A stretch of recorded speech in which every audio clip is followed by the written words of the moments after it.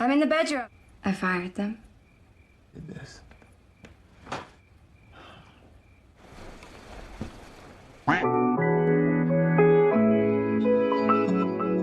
Halo Genjoters, selamat datang kembali di Storyline Recap. Apa kabar kalian semua? Semoga Indomie masih ada lah ya buat menjelang akhir bulan ini.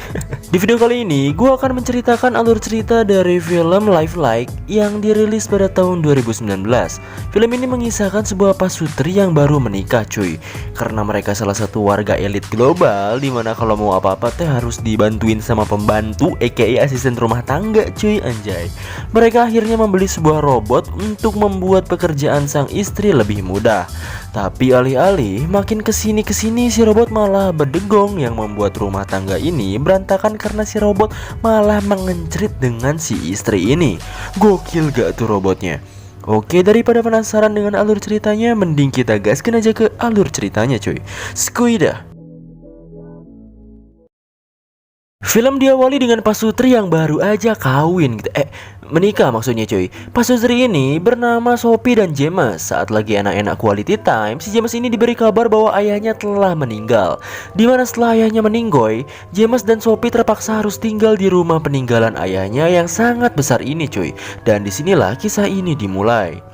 Semenjak pindah dan tinggal di rumah itu, James mewarisi segala hal peninggalan ayahnya, termasuk pekerjaan ayahnya itu sendiri. Dalam artian mendadak benghar gitu. Di sisi lain, istrinya ini gak biasa sama lingkungannya yang mewah, karena emang si Sophie ini sok mandiri gitulah, yang biasanya cuman berdua di rumah sama suaminya. Di sini Sophie kayak gak mau ada pelayan yang membantu gitu. Padahal si pelayan ini dengan senang hati gitu ngelayaninnya cuy.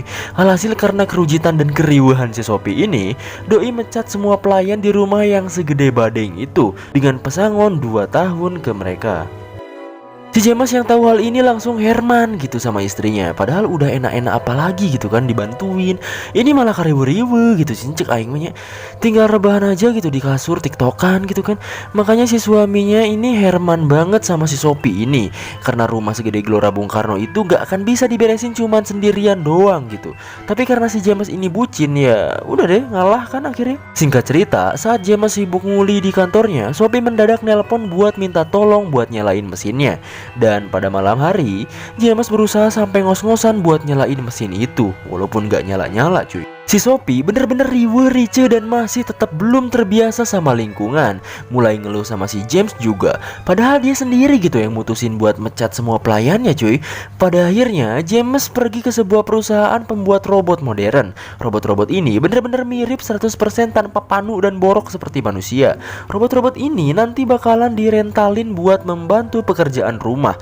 Beres-beres, mijitin, ngerjain PR. Pokoknya disetting untuk bantuin majikannya lah. James awalnya mau nyewa salah satu robot yang cewek. Tapi lagi-lagi keriuhan si Sophie ini keluar yang katanya doi bisa-bisa cemburu karena robot ini terlalu cantik, sempurna dan lebih bahenol dari dirinya. Emang tipikal cewek ribuh tapi sendirinya gak mau diribuhin tuh. Ini nih Sophie gitu anjing. Akhirnya mereka pun ditawarin robot pria bernama Henry untuk dijadikan babu di rumahnya. Pada awalnya si robot Henry ini seperti biasa melayani mereka, kayak nyiapin sarapan, beres-beres, motongin rumput buat dikasih ke bagong gitu kan. Pokoknya drill babu robot gitu. Lalu ada momen dimana Henry kesengaja ngelihat Sophie pakai baju, dan doi akhirnya disuruh keluar sama si Sophie. Sophie si rewuh ini lagi-lagi ngeluh dan bebacrek sama suaminya kalau dia mulai gak nyaman sama Henry. Sedangkan si James gak bisa lakuin banyak hal karena benar-benar sibuk sama perkuliannya gitu. Hal ini membuat hubungan suami istri mereka agak merenggang. Dan saat hubungan suami istri mereka sedang gak baik, si rewuh ini yang kesepian mulai banyak berinteraksi dan banyak menghabiskan waktu dengan robotnya itu.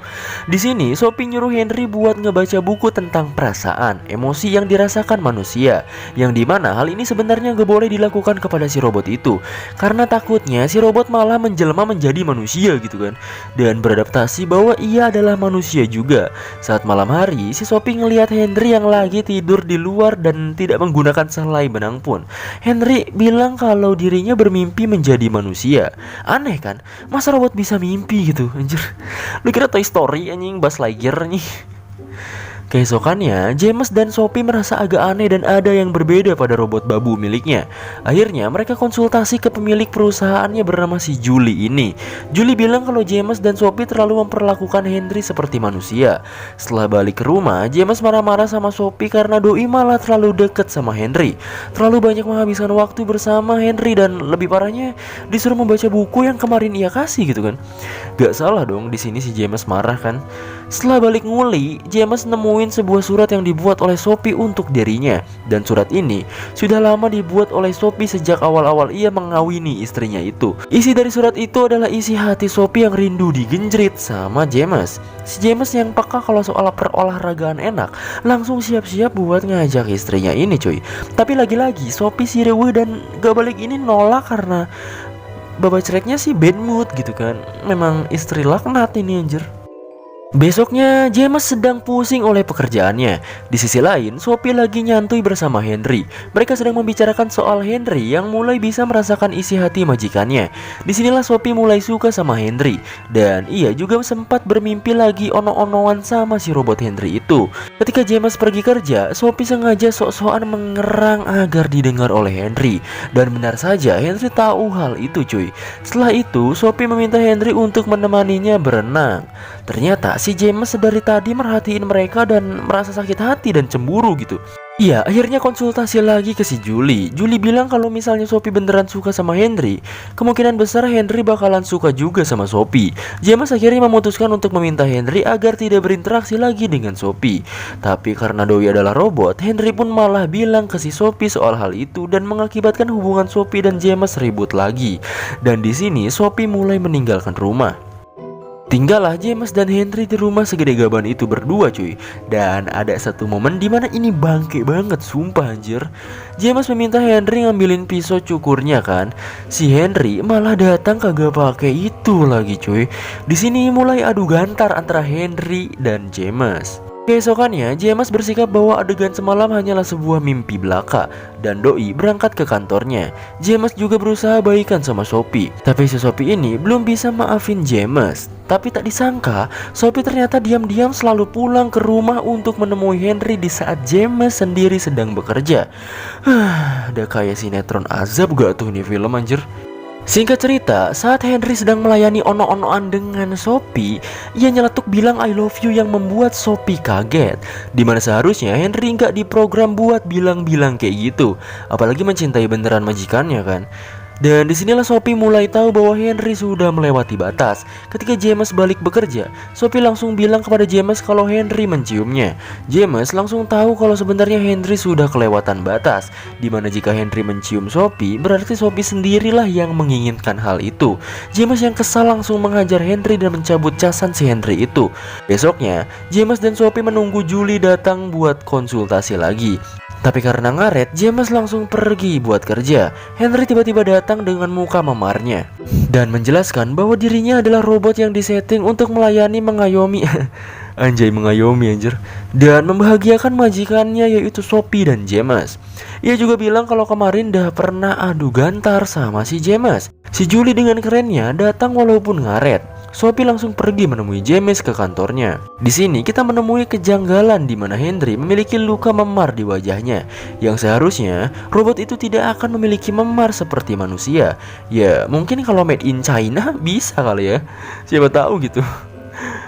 Julie langsung nyuruh Henry pergi ke tempat charger Cinanya. Tapi Henry mulai sadar kalau si Julie udah bohongin Henry selama ini. Di kantor, Sophie si wanita teriuh langsung marah-marah kepada James karena adu gantar dengan Henry. Di sini mereka berdua sama-sama melakukan kesalahan cuy dan mulai berbaikan kembali. Saat pulang, ia dikejutkan dengan Henry yang sudah tak pakai baju di tengah lapangan. Ngapain coba si Henry anjir? Di sana, ia berkata bahwa ia benar-benar sadar kalau ia sudah dibohongi oleh Julie karena Henry sebenarnya memang manusia dan bukan robot. Begitu juga dengan robot lain di perusahaannya si Julie. Si Julie mengadopsi dan mendidik mereka seolah-olah adalah robot dari bayi hingga dewasa. FBI akhirnya menutup perusahaan si Julie ini dan mengevakuasi para robot-robot di sana yang sebenarnya manusia. Mereka harus diberi bimbingan lagi karena otak mereka sudah dicuci sunlight oleh si Julie. Ketika James dan Sophie dan 2 FBI mencari Henry, 2 FBI itu ditembak mati oleh Julie. Julie bilang bahwa James dan Sophie telah membuat bisnis dan perusahaannya Julie telah hancur. Ia juga menceritakan masa lalu Henry, yang katanya Henry adalah orok yang dibuang dengan keadaan penuh luka. Ia akhirnya mengadopsi Henry dan mencuci otaknya seperti robot. Saat Julie hendak menembak James dan Sophie, Henry pun datang bak pahlawan dan membunuh Julie. Ya iya sih Julian namanya cuy. Henry akhirnya menusuk perutnya untuk membuktikan bahwa ia adalah the real manusia, bukan robotik. Ia juga meminta maaf karena telah menghancurkan rumah tangga mereka. Mereka pun menangis dan belajar banyak hal dari Henry untuk menyayangi satu sama lain. Dan mereka tentu saja menyayangi Henry. Dan Henry pun meninggoy. Singkat cerita, 5 tahun kemudian James dan Sophie dikaruniai anak. Mereka menamai anaknya itu Henry. Selain untuk mengenang Henry, Henry juga adalah orang istimewa bagi mereka dan film pun selesai. Begitulah ending dari film Lifelike. Film ini mengajarkan kita banyak hal soal kehidupan cuy. Pokoknya banyak banget di sisi lain ya. Film ini agak kampret juga sih. Di awal-awal gue udah sebel gitu sama si Sophie. Kenapa menjadi riwe atau jadi awet-awetnya cayeng man. Jadi kan akhirnya gitu kan. Tapi walaupun si Sophie ini riwe, mereka juga dapat hikmah kalau Julie sebenarnya dalang dari pembuatan robot wadul ini gitu kan. Jadi dari masalah yang ringan karena Sophie sok-sokan jago beresin rumah segede gaban sendirian gitu, berakhir dengan penutupan penyewaan robot yang ternyata manusia. Oke, segitu dulu video gue kali ini. Jangan kemana-mana, keep on genjoters and see you on the next video.